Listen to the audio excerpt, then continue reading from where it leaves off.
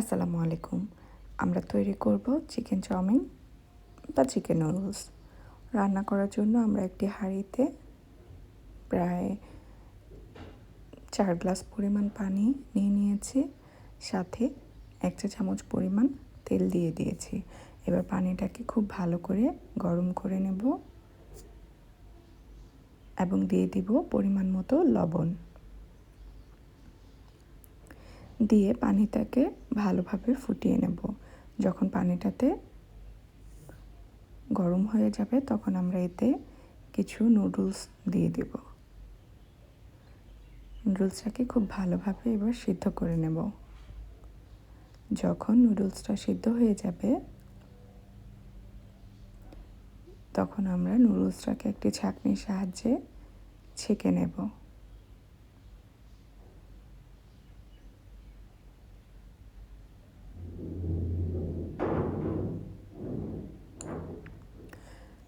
এ পর্যায়ে আমরা একটি সস তৈরি করে নেব। সস তৈরি করার জন্য একটি বাটিতে প্রায় 4 টেবিল চামচের মতো টমেটো সস, 3 টেবিল চামচের মতো সয়া সস, 1 চা চামচ চিলি সস,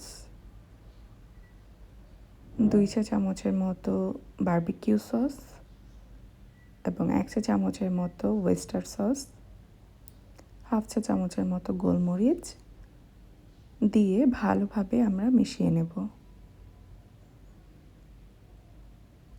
মেশানো হয়ে গেলেই তৈরি হয়ে গেল আমাদের সস।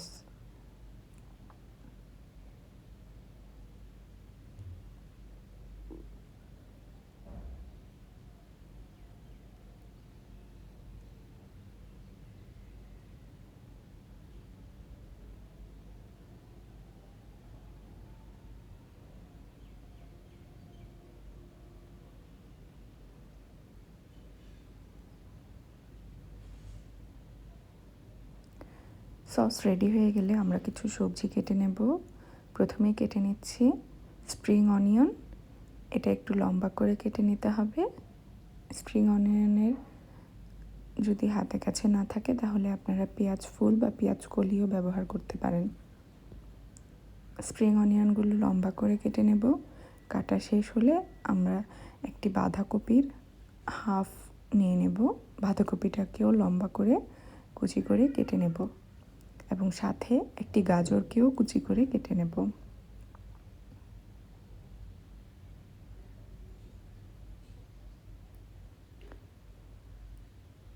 কেটে নেওয়া শেষ হলে আমরা এটাকে ভালোভাবে ধুয়ে আলাদা করে একটি বাটিতে রাখব এবং অপরদিকে আমরা কিছু মাংসকে হাড় ছাড়িয়ে নিয়েছি। এর মধ্যে একে একে 1 টেবিল চামচের মতো সয়া সস, হাফ চা চামচের মতো কর্নফ্লাওয়ার, হাফ চা চামচের মতো শুকনো ভাজা মরিচের গুঁড়া,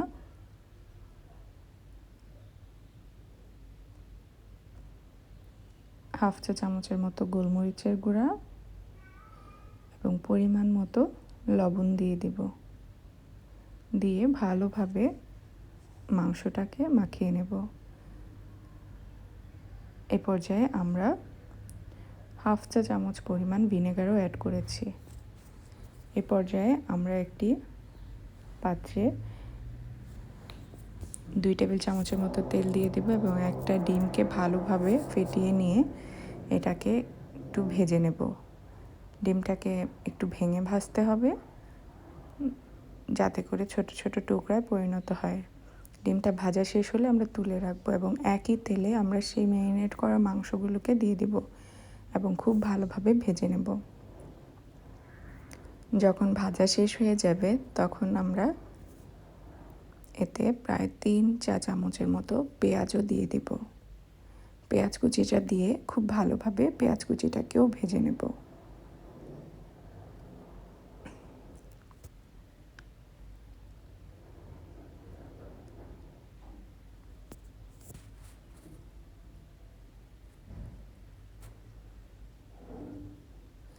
পেঁয়াজ কুচিটা ভাজা শেষ হলে আমরা এতে একে একে বাঁধাকপি এবং গাজরগুলোকে দিয়ে দিব এবং ভালোভাবে ভেজে নেব।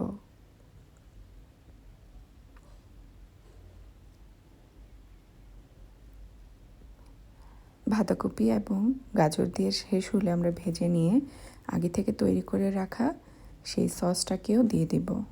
দিয়ে খুব ভালোভাবে সবজির সাথে মাখিয়ে নেব।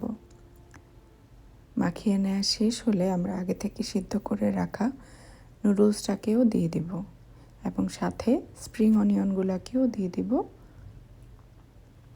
এবং নুডলসের প্যাকেটে যে মশলা আসে সেই মশলাগুলোকেও অ্যাড করে দেব। ভেজে রাখা ডিমটাও দিয়ে দিব। দিয়ে খুব ভালোভাবে আমরা নুডলসটাকে মশলার সাথে মাখিয়ে নেব, যাতে মশলাটা নুডলসের গায়ে খুব ভালোভাবে মেখে যায়। সেভাবে খুব ভালোভাবে নুডলসটাকে মাখিয়ে নেব। ব্যাস তৈরি হয়ে গেল। এ পর্যায়ে আমরা কিছু ধনেপাতা কুচি উপর থেকে ছড়িয়ে দেব। ব্যাস তৈরি হয়ে গেল খুব সহজ মজাদার চিকেন চাউমিন বা চিকেন নুডলস। এটা খেতে তো খুবই মজা হয়, আপনারাও একবার বানিয়ে দেখবেন।